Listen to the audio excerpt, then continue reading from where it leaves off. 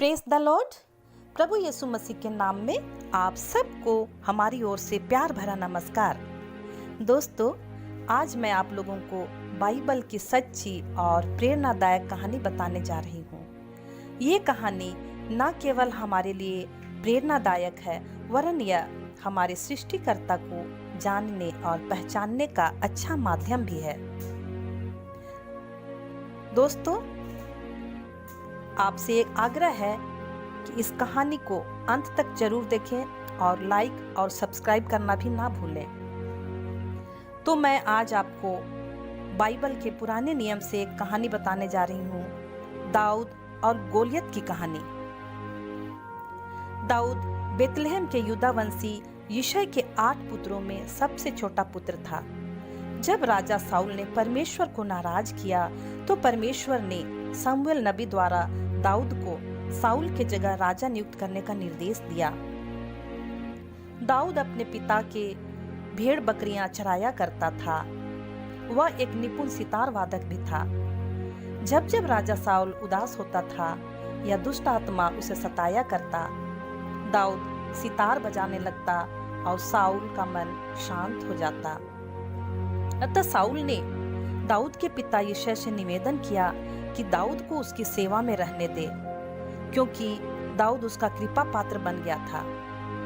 उन दिनों फिलिस्तियों और इस्राएलियों में हमेशा युद्ध हुआ करता था और परमेश्वर इस्राएलियों की सहायता करता तो वे विजयी हो जाते थे। और ऐसा हुआ, फिलिस्ती युद्ध के लिए अपने सैनिक एकत्र किए।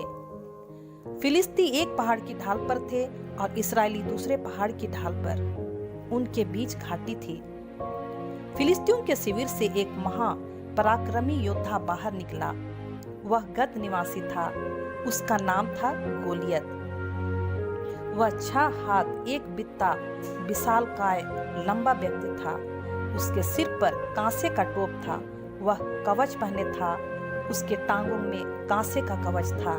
कंधों पर कांसे की बर्छी थी। उसके भाले का फल लोहे का था। उसने आकर इस्राएलियों को लड़ाई के लिए ललकारा। इस्राएलियों में कोई है जो मुझे हरा सकता है? जब शाऊल और सारे इस्राएली ने उस फिलिस्ती की चुनौती सुनी तो वे डर कर हिम्मत हार बैठे। इधर यिशै के 3 बड़े पुत्र साउल के साथ युद्ध करने गए थे। दाऊद अपने पिता के भेड़ों को चराने के लिए साउल के यहाँ से अपने पिता के यहाँ आया करता था। जब वह भेड़ चराकर अपने पिता के यहाँ आया तो उनके पिता यिशै ने दाऊद से कहा, अपने भाइयों के लिए अनाज और रोटियां लेकर उनके शिविर में जाओ। दाऊद बड़े सवेरे उठा और अपने भाइयों से मिलने चल पड़ा। वह उनसे बातें कर ही रहा था कि फिलिस्ती महापराक्रमी गोलियत ने इस्राएलियों को लड़ने की चुनौती दी। इस्राएली उसे देखते ही उसके सामने से भाग खड़े हुए। दाऊद को यह बहुत बुरा लगा जब गोलियत ने जीवंत ईश्वर की सेना को ललकारा और उनका अपमानित किया। उसने राजा साउल से कहा, प्रभु ने मुझे सिंह और भालू के पंजे से बचा लिया है, वह मुझे फिलिस्ती के हाथ से भी बचाएगा। इस पर शाऊल ने दाऊद से कहा, जाओ, प्रभु तुम्हारे साथ है। साउल ने दाऊद को अपना कुर्ता पहना दिया, उसके सिर पर कांसे का टोप रखा और उसे कवच पहनाया। लेकिन चूंकि दाऊद एक साधारण सा भेड़ चराने वाला किशोर नवयुवक था, वह इन्हें पहनकर चल नहीं सका। अतः उसने उन्हें उतार दिया और एक साधारण चरवाहे लड़के के कपड़े पहने और तब वह अपनी लाठी हाथ में लिए नाले से 5 चिकने पत्थर चुनकर अपने झोली के जेब में रख लिया और हाथ में गुलैल लिए गोलियत की ओर बढ़ा। फिलिस्ती गोलियत भी उसकी ओर बढ़ा। उसका ढाल वाहक उसके आगे आगे चलता था। गोलियत दाऊद को देखकर उस पर हंसा, क्योंकि वह तो एक छोकरा ही था। दाऊद ने फिलिस्ती से यह कहा, गोलियत से यह कहा, तुम तलवार, भाला और बर्छी लिए मुझसे लड़ने आए हो। मैं तो विश्वमंडल के प्रभु इस्राएली सेनाओं के ईश्वर के नाम पर तुमसे लड़ने आ रहा हूं, जिसे तुमने चुनौती दी है। प्रभु ही युद्ध का निर्णय करता है और वह आज तुमको हमारे हवाले कर देगा। जब गोलियत आगे बढ़ने लगा तो दाऊद भी उसका सामना करने के लिए दौड़ पड़ा।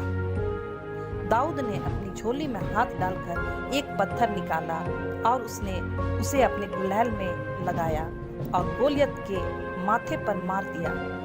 वह पत्थर उसके माथे में गड़ गया और गोलियत मुंह के बल भूमि पर गिर पड़ा। इस प्रकार दाऊद एक गुलैल और एक पत्थर द्वारा गोलियत पर विजयी हुआ। फिलिस्ती लोग यह देखकर कि उनका अपना वीर योद्धा मार डाला गया, भाग खड़े हुए। परमेश्वर ने इस तरह से दाऊद के द्वारा इस्राएलियों को विजय दिलाया। ईश्वर किसी मनुष्य का बाहरी रूप रंग नहीं देखता, वरन ईश्वर व्यक्ति के दिल को देखता है। दोस्तों, आज की कहानी यहीं तक। अगली बार मैं फिर आपको बाइबल की एक नई कहानी सुनाऊंगी।